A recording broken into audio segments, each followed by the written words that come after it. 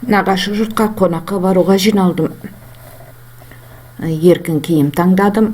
Себебі нағашыларым үйінде қалай жүріп тұрсам да жарасады. Нағашыларым еркелете біледі, жұбата біледі, ақылдарын айта біледі.